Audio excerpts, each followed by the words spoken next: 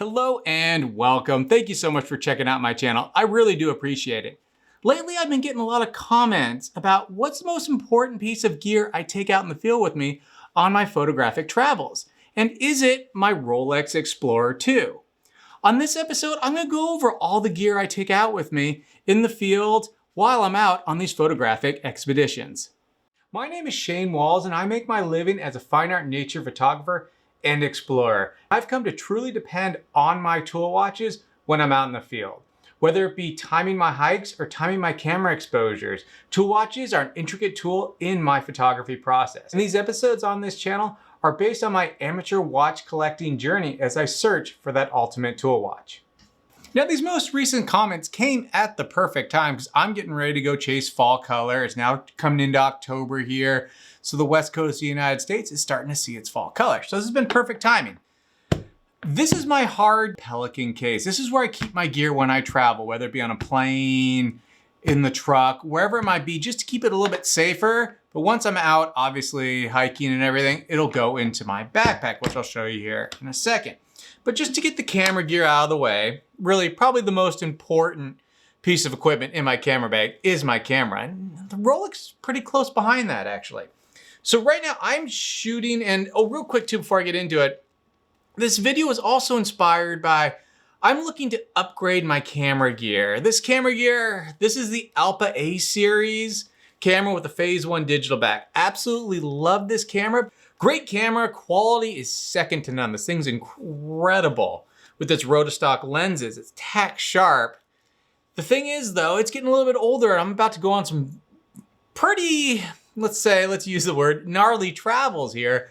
And I was looking to get a little bit newer gear just to handle the stresses I'm gonna put on the camera gear while I'm out there, as well as technology's changed a lot digitally. Time to upgrade a little bit to the cleaner, a little bit higher end sensors. This is the Alpha camera with the phase 1 digital back. What I love about this is the digital back can actually come off and I can put on a film back on this camera. So that's been very nice because I still shoot my black and whites in film. So I can go from a digital back, a phase 1 digital back, to film in a matter of seconds. So there's that camera, and that's the main setup.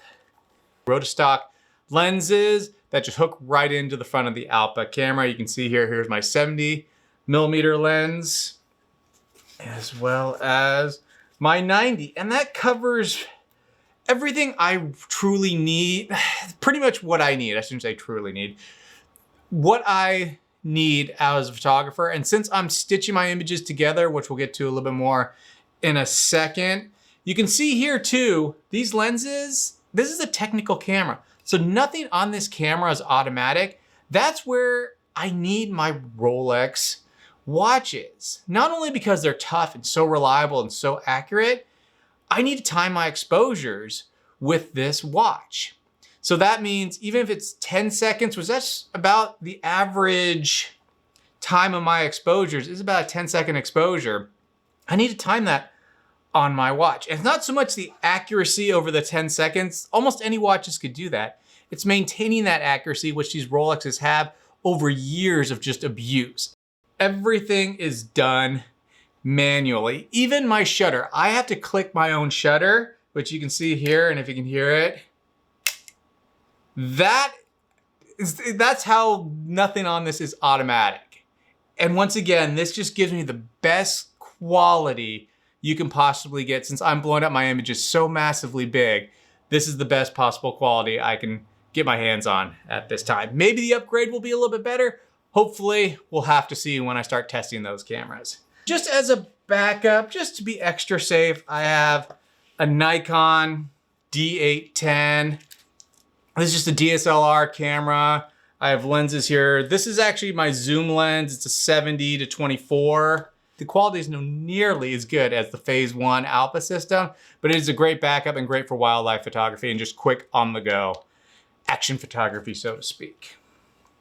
And also in here, my hard case, which all these stickers, every place I go, I try to get a sticker and it goes on this case, which is kind of fun to look at it later. My dream is I'm publishing my second book pretty soon. Well, hopefully it's gonna be a couple years after some travels we're gonna do. I'm hoping this might be the cover of that book, kind of front and center, fun to see all the stickers from all over the world. I mean, you can see the Taiwan here, you know, all the national park. Anyway, but okay, finishing up the case here, everything else this is just for travels to get there and back. After that, it goes into the backpack, but this is all just backup, cords and everything, cleaning supply. Yeah, just backup parts, pretty much. This is just where the camera lives. On to the next. Going real quick. Like I mentioned earlier, my images are stitched together to create that panoramic look. And since we're blowing up my images so large, we need almost multiple images to create that bigger file size. So by stitching the images, I'll do a quick, this is my Nodal Ninja, where the camera clicks right into here. And then I can do a series of images really quickly to get that panoramic look, there it is, as well as now a bigger file size since we're stitching those images together. This just clicks on the tripod. Depending on what lens I'm using, I can set my degree, and I know, depending on the lens, which degree I need to use to everything line up perfectly. Another thing, when I was watching about these new, since I'm looking to upgrade my camera, it got me thinking in the way some of the reviewers are saying how a new camera inspires them to go out and take more photography. I totally get that. My camera still does that now. And this is where my Rolex watches help me almost in a mental way by inspiring me to go out. Because I feel bad every time. It's like a dog, you know, wanting to go for a walk and he gets sad because, you know, I'm too busy. I can't take my dog out for a walk. I get that feeling when I'm looking at my Rolex watches in the box and just seeing them sitting there. They're almost telling me, come on, go out. Let's go do something. I'm tired of just sitting here, not even wound. They look all sad. So the Rolex watches, that helps. And that's an important piece of equipment in the way that it does inspire me to go out and do more stuff with them. Instead of just sitting watching a movie, see the Rolex Explorer 2, especially the Rolex Explorer 2 and the scratches, thinking, I need to scratch it up even more. Let's go out, let's go do something fun with this watch. So now, here is my camera bag. Obviously, once we get to wherever we're going, the camera gear goes into this bag. But all that I have in here are the batteries, my FD cards, which go in the camera. And one of the most important things, I don't know the technical word for this, but the little poofer. And this just cleans off dust and everything like that. These are all my filters that go on the camera. You have the square filters, round filters are in the back, because I'm always using an ND filter, a polarizer, everything like that. You can see here's my Lee system to hook up the filter. So everything's in there. Those are all my filters I need to go on the camera. Important thing as well in the camera bag, waterproofing. These bags save me. The camera is very watertight, but just getting water on the lens, it can ruin your shot. Also too, in rougher conditions, I need to change out the back to a film back, or I need to change out the lens. So these are optimal, and I must have. I have 3 or 4 of these in this bag to cover it up, change the lens, to keep the camera pristine. And you can see here, they have a little string, you can tighten it. So just when you are shooting with water coming down, you can get this nice and tight so the plastic isn't rolling around on the lens, it doesn't cover the lens, be nice and tight, but still keep you watertight. So that's one of the most important pieces. And up in here, as you can see, all of this. Up top here, these are all just my quick cleaning supplies. Backup cards, I always carry backup. So this is the cleaning supplies, little microfibers. And here on the top, these are all my cords that run into the camera that help me work the camera. And that's another reason why I use my Rolex watches to time my exposures. I can't use my cell phone really because I need 2 hands to use this camera system. One for the shutter release, one to wake up the digital back. So that's another reason why a cell phone won't work for me, as well as too in cold conditions With the watch being on the outside of my jacket, it's easier, and cold conditions usually kill the battery on my phone as well as other quartz watches. That's why I stick mostly to mechanical watches. White balance, yes. All right. My white balance card. This is just, again, to stay away from Photoshop. I can set the white balance in the camera and not have to have the images spend too much time in Photoshop after the stitching process. There we go. Last thing in the main compartment is just my little Alpa tool set. You can see it here. And this is just everything for the camera in case something breaks while I'm out in the field. Little screwdriver, Allen wrenches, everything I'll possibly need to be able to fix the camera on the fly in rough conditions, or even just out in the middle of nowhere where I can't order new parts. This can fix. And there are a bunch of new little spare parts in the harder case. On top of the bag, I have my little temperature gauge. Always want to know how hot it is or cold it is, usually how cold it is. This here is just a little blanket that if I'm on the sand or if I'm in a dirty spot and I don't want to lay this in the dirt, because later on the dirt will find its way into the bag. So it's just a nice little bag that folds up tight. Here in two. Here's my tape. Always carry tape with you. You don't need the whole roll. Just double it back on itself and it still holds its stickiness, for lack of a better term. And then it's just a little bit bigger than a credit card, so that fits anywhere in your bag. And then also my Leatherman, a very important tool, a must-have when you're out in the wilderness. This has a nice little section here if I do want to carry my laptop, my Mac Air, because sometimes I can connect my camera into the laptop. It depends really how long the hike is going. And before I move on, we usually do have a garment. That's my emergency because I don't carry my cell phone around with me, because most of the times I go places where there is no cell service anyway. I have that connected to my backpack along with some walkie-talkies. My friend is using those right now, so I don't quite have them, but that is also a big part of the kit. Which goes to, and then here's just the waterproofing for the backpack, goes on top. And also one of the most important things, a compass.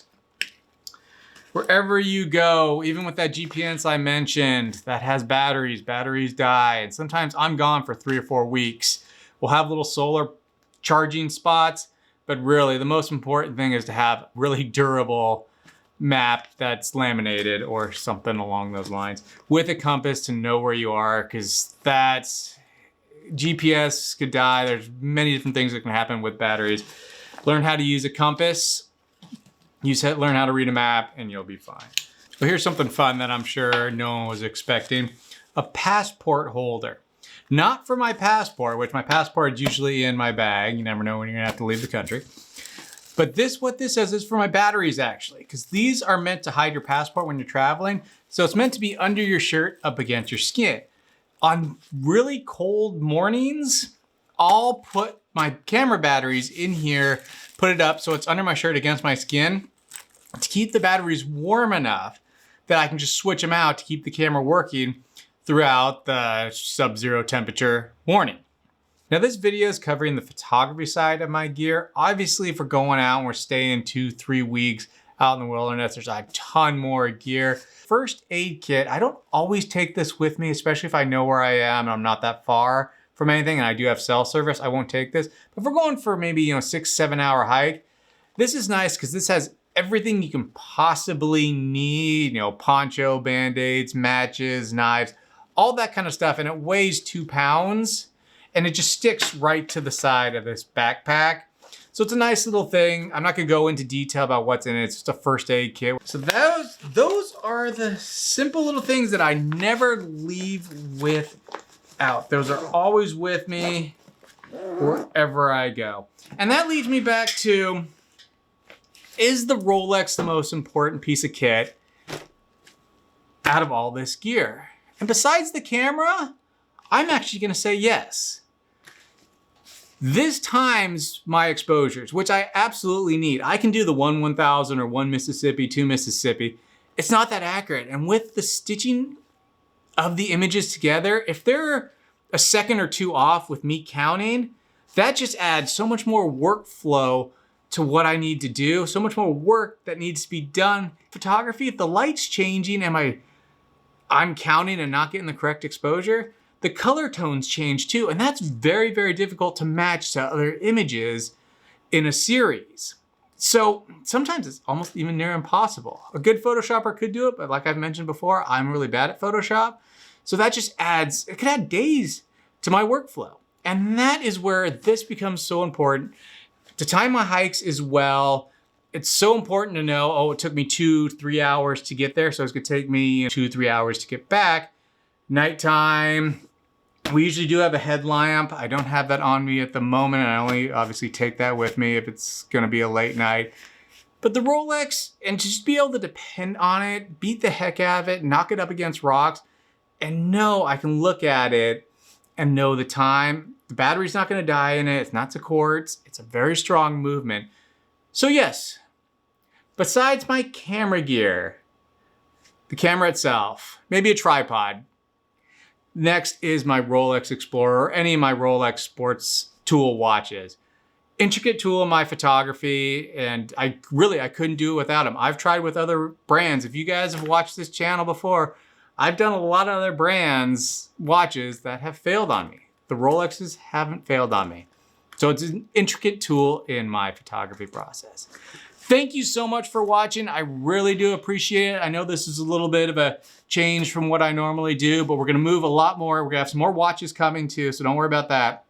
But we're also gonna start having some camera gear and some travels slip into this channel. There'll always be watch heavy content, as we'll be using the watches throughout all this content we're gonna be creating now. I've mentioned before, some big changes are coming in my life, and now we're gonna move more outdoor travels. Hopefully too, we'll be doing some camera reviews as well. So we'll have all that stuff coming up, and just, if something inspires you to go out into nature, it can't be all that bad. The Rolex Explorer 2 does exactly that. Thank you so much for watching. I really do appreciate it. Cheers.